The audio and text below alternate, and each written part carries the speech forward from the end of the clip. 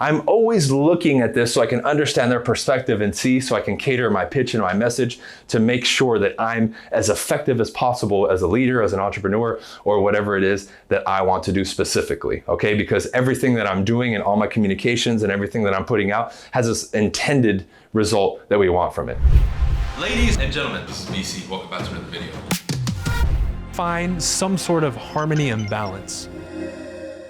Ladies and gentlemen, what's up? This is BC. Welcome back to another video. Today, I wanted to go over the psychology of the prospect. Again, this isn't everything, but I wanted to dive into some of the pieces for you guys because I think what we lack at times, and what I lacked, especially in the beginning before I had a much deeper level understanding of this, is having an objective perspective of the whole thing, understanding my position fully, and understanding the position of the other person that I'm interacting with and that I'm conversing with, because that ultimately will help you navigate a conversation, the sale, and all of that stuff much better because it puts you in a different position, okay? So let's break it down. I broke it down into 3 points, and I want to kind of dive a little bit into each topic just so you have a general understanding. I'm going to speak as if you don't know these things at all, just to keep it super simple, okay? So we have 3, the social aspect, you and them, which I'll cover, the conditioning of the individual or individuals, and that includes yourself, and then the subject matter at hand that we're discussing, okay? So let's dive into it, the social aspect. What do I mean by that? Well, when we do a sale, right? Or we have a conversation, but in particular when we're selling, right?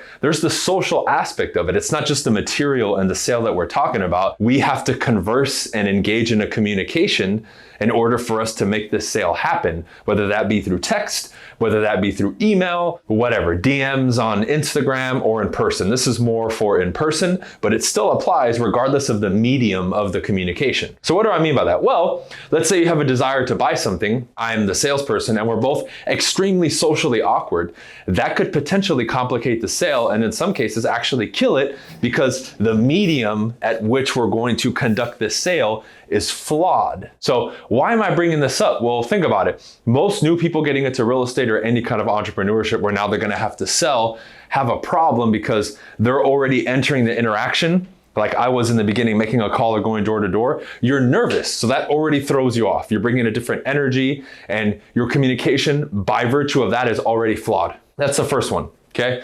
Number 2, how about the other person? You now have to add in this element. If I knock on somebody's door, I'm a stranger knocking on their door. So they can already potentially, like myself in that case, be socially inept. Now we're adding the extra pressure of, whoa, this is a stranger at my door. And then they're nervous, you're nervous. I mean, it's just a recipe for disaster, right? So I'm bringing this up because a lot of times you may not get the result or you end that interaction not getting your desired result. And you're sitting there flustered because you think it's entirely you and your skill set when in a lot of cases, in most cases, it may be that, but it's not only that. And in some cases, it may not even be that at all. It's the other person, right? So this is why my approach and everything that I've been doing over the years has attacked this. You go back to like my first door knocking product from like 2015, I attacked this aspect straight out from the beginning and almost exclusively did that product and a lot of the teachings around that, around the social aspect, because if this isn't handled, it severely limits your potential to get results. Because everybody can get the script and everybody can do the process,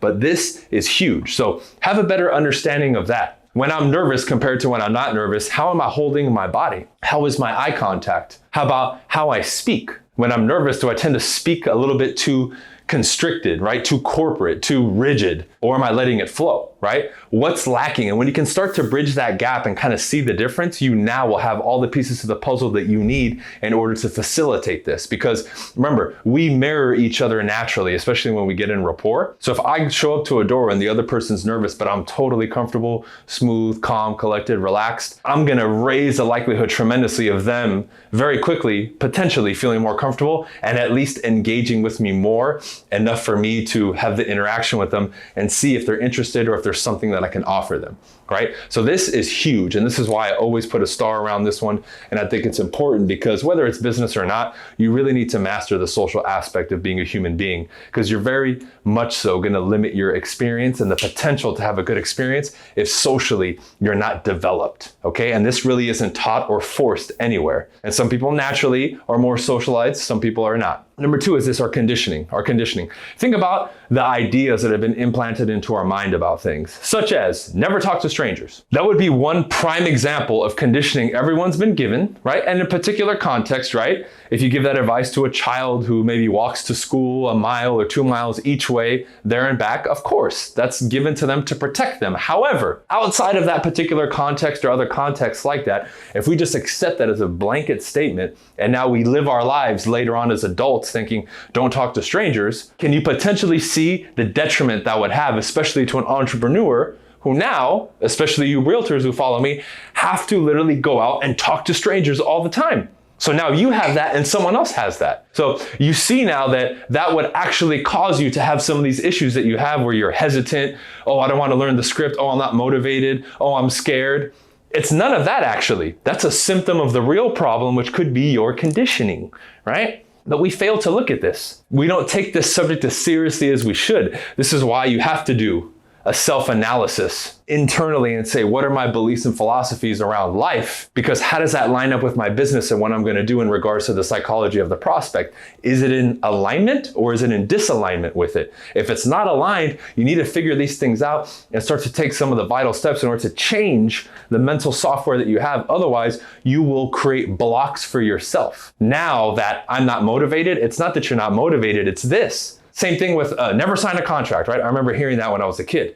Never sign a contract, right? Be scared of contracts, right? And of course, we want to be meticulous and look at a contract and know what we're signing, but it's not, oh my God, it's so evil, you should never sign a contract. Now again, imagine you're dealing with a prospect who was taught that when they were a kid, and that causes them to have extra hesitation around a contract, and you don't know it.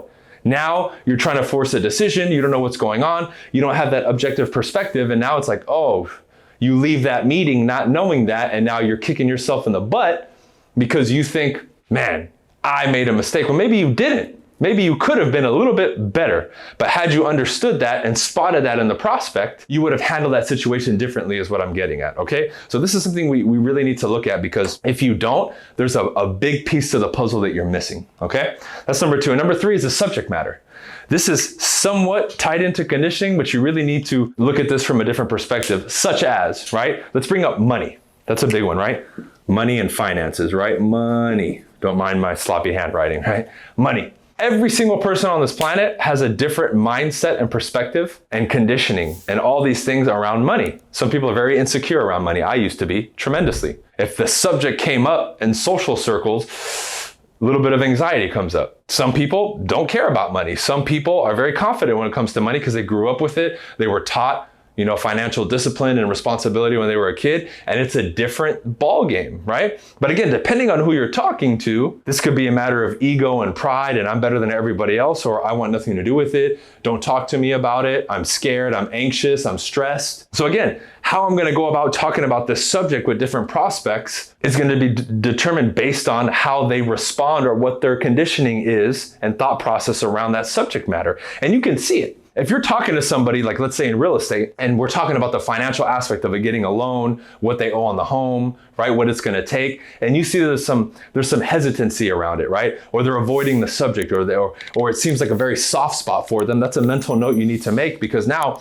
your approach in discussing it needs to be tailored to that and say, okay, these people innately are a little bit more sensitive around the subject. I need to be a little bit more eloquent. I need to be a little bit more mindful about how I'm going to go about discussing this matter, versus another person will just straight up tell you, oh, I owe this much on the house. It's not a problem.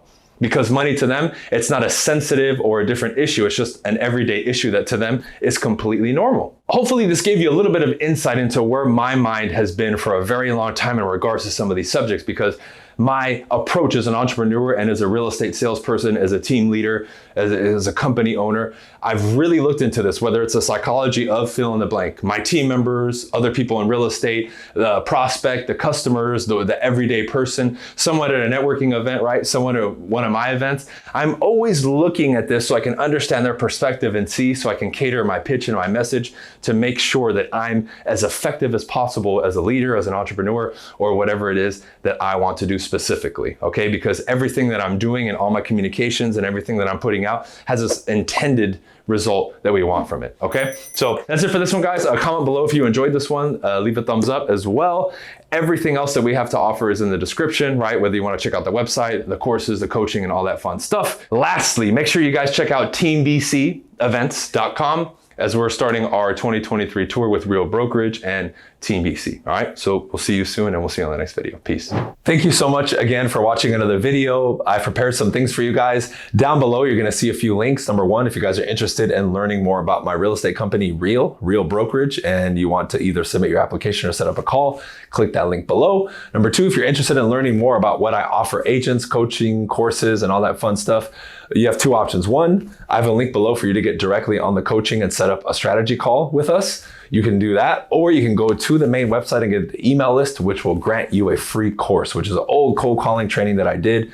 5 good jam-packed hours of training. You can check that as well. And lastly, we have our private Facebook group and Discord group available to the public in case you wanted to check that out too. You also have a video up here and down here that you can click if you want to browse some of my other content. All right.